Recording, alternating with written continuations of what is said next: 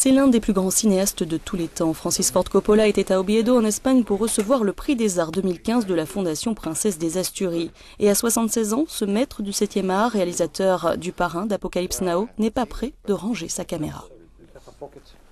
Francis Ford Coppola, merci beaucoup d'accueillir Euronews aujourd'hui. Vous venez de recevoir un prix récompensant vos films, qualifiés d'icônes collectives et universelles. Vous vous sentez fier ou un peu nostalgique? Franchement, je me sens mal à l'aise. Toute ma vie, j'ai voulu faire partie du groupe.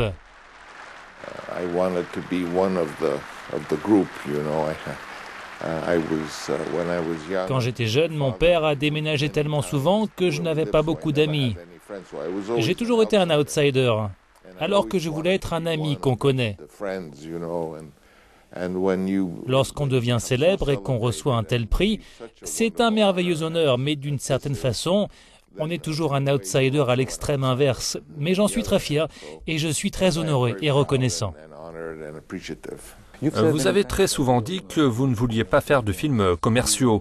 Vous voulez maintenant faire des films plus indépendants. Le temps des superproductions Coppola est-il révolu? Eh bien, peut-être que oui, peut-être que non. Je veux dire que seul le temps le dira, vous savez. Mais ce que je veux dire, c'est que même lorsque j'étais jeune, je me suis intéressé à des films plus expérimentaux, des films qui tentent de comprendre ce que le cinéma pourrait être. Même lorsque je faisais ce qu'on appelle de grosses productions, il y avait plus de souplesse, de flexibilité.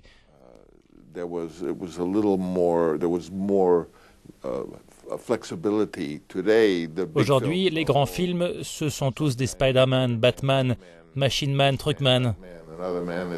Des films de super-héros. Oui, et pour moi, ce sont juste des produits. Je pense qu'ils ont été faits parce que quelqu'un devait le faire, parce que quelqu'un devait faire de l'argent. Plus personne n'investit dans un film pour faire quelque chose de nouveau. Ils veulent être sûrs de récupérer leur argent. Le risque, c'est bien, c'est comme cela qu'on avance, mais si personne ne veut prendre de risques, alors cela ne m'intéresse pas. Laissez-moi vous citer maintenant. Vous avez dit « Ce que les studios veulent aujourd'hui, ce sont des films sans risque, mais ne pas prendre de risques, c'est comme ne pas faire l'amour et espérer avoir des enfants. » C'est vrai, je ne sais plus quand j'ai dit cela, mais il doit y avoir prise de risque. L'art est un risque. Cela l'a toujours été. Si vous êtes sûr que ce que vous allez faire sera merveilleux, cela ne le sera probablement pas. Vous avez aussi déclaré que la véritable récompense pour vous, c'est de faire des films dont les gens se souviennent encore 30 ou 40 ans après. C'est ce qui s'est passé avec Le Parrain, Apocalypse Now, c'était dans les années 70-80. Que s'est-il passé ensuite? Les films que l'on considère aujourd'hui comme des classiques ont été faits il y a 30-40 ans. Les films que j'ai faits ensuite n'ont pas encore atteint cet âge. On verra s'ils deviennent ou non des classiques dans quelques années. Mais tenter d'explorer de nouveaux territoires m'a toujours intéressé, c'est un plaisir. Je fais des films pour le plaisir, je ne fais pas des films pour faire de l'argent. Je n'ai pas besoin de tirer de l'argent des films. Pouvez-vous nous dire un mot de votre prochaine aventure? Eh bien, si vous parlez de votre aventure, c'est difficile de la vivre. Vous obtenez déjà satisfaction, vous attirez un public qui vous entend alors dire « je veux faire ça, je veux faire ci ». En parler, c'est comme retirer la vapeur d'un moteur à vapeur. Je ne peux pas en dire beaucoup, mais je travaille à présent sur quelque chose de plus ambitieux et de plus grand que n'importe quel film que j'ai fait. Vous savez, j'ai fait un film qui a été décrit comme commercial, mais qui était expérimental. C'était Apocalypse Now. C'était une folle entreprise à l'époque. Les studios ne voulaient rien faire sur la guerre du Vietnam. Alors je me suis lancé seul et j'ai emprunté de l'argent. Je l'ai presque financé à moi tout seul.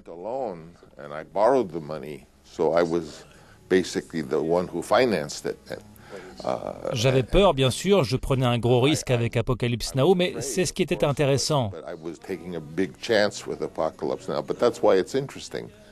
Le script n'est pas passé dans les mains de gens qui mettaient de l'argent, qui auraient dit « vous devez faire ci, vous devez faire ça, pouvez-vous le faire plus comme le film Les Canons de Navarone ?»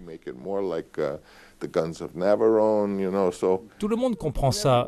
Mettriez-vous de l'argent dans un film dont le réalisateur dirait probablement « Je ne suis pas sûr de ce que je fais ». Qui le voudrait? En parlant d'Apocalypse Now, vous pensez que ce film aide aujourd'hui à comprendre les conflits en cours? Dans Apocalypse Now, ce dont il est réellement question, c'est de moralité.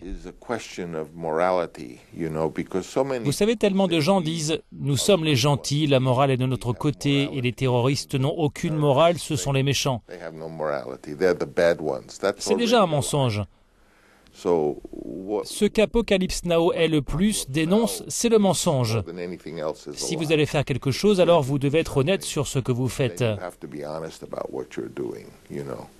Le terroriste est très souvent qualifié de terroriste parce qu'il n'a pas d'armée. Il est facile pour un pays qui a une armée de dire « Nous combattons les terroristes ». Mais les terroristes se battent avec tout ce qu'ils peuvent et avec courage.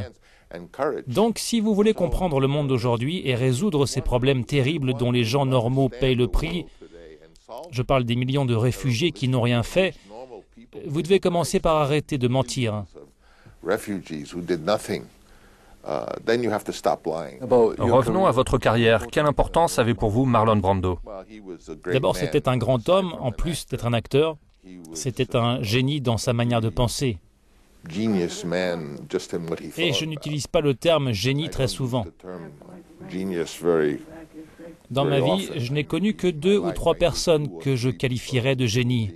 Marlon en était un, parce qu'il pensait d'une manière réellement unique. Et c'était un homme empli d'amour. C'était difficile de le diriger? Non, j'avais juste à lui apporter des choses qui l'intéressaient.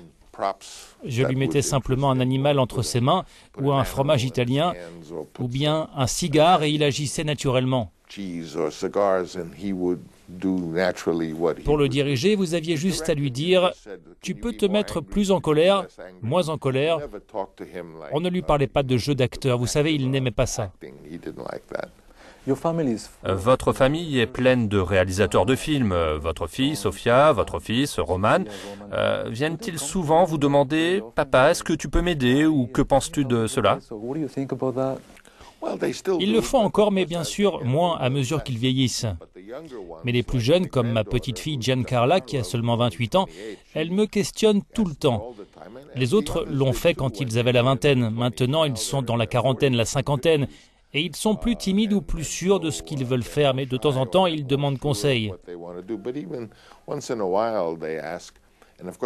Et bien sûr, ma femme Eleanor vient de tourner le premier long métrage de sa carrière à 79 ans, donc elle a posé beaucoup de questions. Je dirais qu'à mesure qu'ils prennent confiance, ils ont moins besoin de moi.